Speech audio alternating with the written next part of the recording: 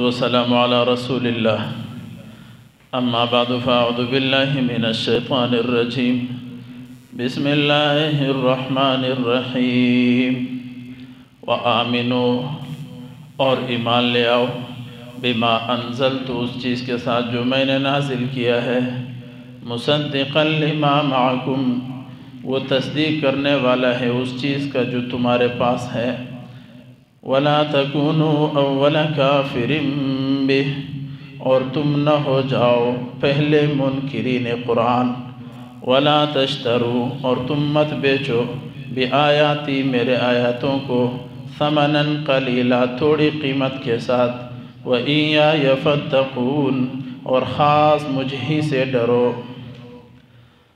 یہ سورۃ البقرہ کے آیت نمبر 41 کا ترجمہ و تلاوت کیا گیا ہے۔ گزشتہ آیت میں اللہ رب العزت نے خاص قوم کے لیے خاص نعمتوں کا ذکر فرمایا ہے، شروع کیا ہے، اور اللہ نے بنی اسرائیل کو مخاطب کیا ہے۔ آج پھر بنی اسرائیل مخاطب ہے۔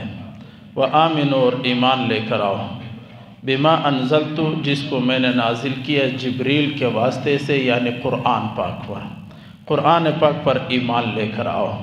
یہ گویا کہ تصدیق قرآن اور دعوت ایمان اللہ رب العزت دے رہے ہیں اہل کفار کو کہ آپ لوگ ایمان لے کر آ جاؤ۔ یہ دیکھیں قرآن پاک جو ہے وہ ہمیشہ مخاطب رہتا ہے، یعنی قرآن خطاب کرتا ہے ہمیشہ۔ یہ اگرچہ کفار کو کر رہے ہیں کہ آپ ایمان لے کر آ جاؤ، تو آج کی دنیا کے منکرین کو بھی اللہ دعوت دے رہے ہیں کہ آمنو بما انزلت جو چیز ہم نے نازل کیا اس پر ایمان لے کر آؤ مصدقا لما معکم۔ یہ قرآن جو ہے تصدیق کرنے والا ہے اس چیز کا جو تمہارے پاس ہے۔ ان کے پاس کیا ہے؟ انجیل، تورات، زبور، یہ ان کے پاس موجود تھے، تو قرآن نے ان چیزوں کی تصدیق کی ہے۔ میرے دوستو یاد رکھو اچھی طریقے سے، یہ ہمارا دین ہے جو سب دینوں کی تصدیق کرتا ہے۔ ہم یہ بات مانتے ہیں کہ حضرت عیسیٰ برحق تھے، حضرت موسیٰ برحق تھے، ان کا انجیل برحق تھا، توریت برحق تھا، ان کا جو ہے نا زبور برحق تھا، ہم مانتے ہیں۔ یہ الگ بات ہے ہم عمل نہیں کرتے۔ عمل کے لیے ہمارے پاس قرآن ہے، ہمارے پاس نبی ہیں، ہم ان کے اوپر عمل نہیں کرتے لیکن انہیں سچا مانتے ہیں، برحق مانتے ہیں۔ ہم حضرت عیسیٰ کے گستاخ کو مسلمان ہی نہیں مانتے، ہم حضرت موسیٰ کے گستاخ کو مسلمان ہی نہیں مانتے۔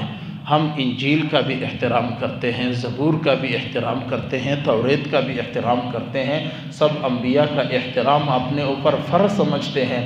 یہی قرآن نے کہا مصدقا لما معکم، پہلے والوں کا تصدیق کرتا ہے جو تمہارے پاس ہے۔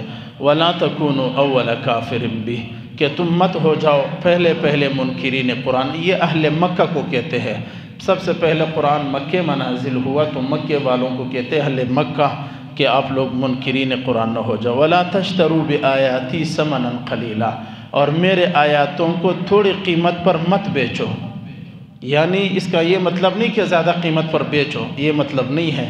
وَلَا تَشْتَرُوا بِآيَاتِي ثَمَنًا قَلِيلًا میرے آیاتوں کو تھوڑی قیمت پر مت بیچو، مطلب یہ ہے کہ دنیا تھوڑی چیز ہے، دنیا مچھر کے پر کی برابر بھی نہیں ہے اللہ کی نظر میں، دنیا کی کوئی حیثیت نہیں ہے۔ لوگوں قرآن کو دنیا کے ساتھ مت تبدیل کرو، دنیا کی محبت میں مت تبدیل کرو، دنیا کی محبت میں قرآن کو مت چھوڑو، یہ مطلب ہے۔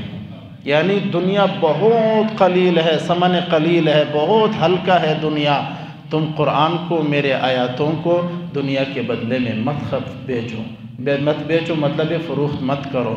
یہ آج کے مسلمان کو بھی کہہ رہا ہے کہ لوگوں خدا کے لیے، دکانداری کے لیے دین کو مت بیچو، نماز کو مت بیچو۔ یہ انسان کائنات کے اندر جو رہتا ہے، جو اچھا طریقہ رائج کرتا ہے تو اس کو ثواب ملتا رہتا ہے۔ مثال آپ نے ایک نیک کام کی دعوت دی کسی کو، وہ شخص جب تک نیک کام کرے گا آپ کا اس میں برابر کا حساب ہوگا، حصہ ہوگا۔ ابو بکر صدیق نے حضور پر ایمان لایا، اب قیامت تک جتنے لوگ ایمان لائیں گے ابو بکر صدیق کو اپنا حصہ ملتا رہے گا۔ قیامت تک جو مسلمان بنے گا حضرت ابو بکر کو اس کا ثواب ملتا رہے گا۔ کیوں؟ ابو بکر نے ایمان کا رواج ڈالا، حضور پر سب سے پہلے ایمان لایا۔ اسی طرح جو اچھا کام کا بنیاد رکھے گا، اچھے کام کا دعوت دے گا، قیامت تک اس کو ثواب ملے گا۔ آپ کے دعوت سے ایک بھی داڑھی منڈا داڑھی والا بن گیا، اس کے داڑھی میں آپ کا ثواب ملتا رہے گا۔